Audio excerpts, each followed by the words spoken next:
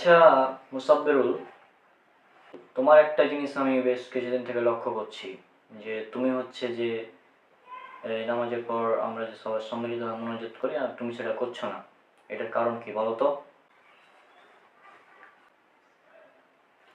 তুমি ঠিকই বলেছো। আমি হচ্ছে যে এই নামাজে মানে সালাম ফেরানোর পর সবাই যেভাবে হাত তুলে সম্মিলিতভাবে মোনাজাত করে আমি সেটা করি না। হ্যাঁ, তুমি এটা লক্ষ্য করেছো, সত্যি এটা খুব ভালো ব্যাপার। আর আমি এটা করি না, কেন জানো?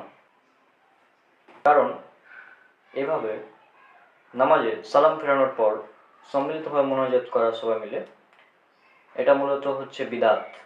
সম্মিলিতভাবে মোনাজাত করা কি বিদাত? কারণ রাসূল সাল্লাল্লাহু আলাইহি সাল্লাম তিনি কখনো করেননি, সাহাবীরা করেননি, তাবেঈন তাবে তাবেঈন তারা কেউ এই কাজ করেননি। তাহলে আমাদের সালাফরা যে কাজ করেননি আমরা সেই কাজ কিভাবে করব? ও আচ্ছা, কিন্তু করলে সমস্যা কি? এখানে তো কোনো মানে বিদাত তুমি বলছো, আসলে এটা বিদাত কিনা আমি তো মানে আমার তো সন্দেহ হয়ে যাচ্ছে এই বিষয়ে।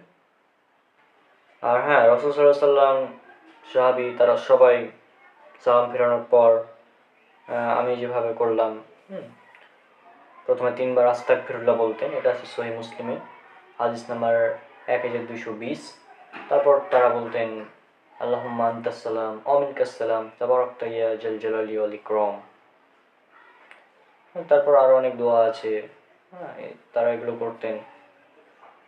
আর এছাড়াও উল্লেখ করা আছে একটা হাদিস, বুলবুল মারামের ৩২৬ নম্বর হাদিস, যে যদি কেউ ফরজ সালাতের পর আয়াতুল কুরসি পাঠ করে তাহলে তার এবং মৃত্যু মানে তার এবং জান্নাতের মাঝে মৃত্যু ব্যতীত অন্য কোনো কিছুই বাধা হয়ে থাকে না, অর্থাৎ সে মারা গেলেই জান্নাতে প্রবেশ করবে। কিন্তু সম্মিলিতভাবে মোনাজাত যারা করে তাদের ক্ষেত্রে এরকম কোনো কিছু নেই।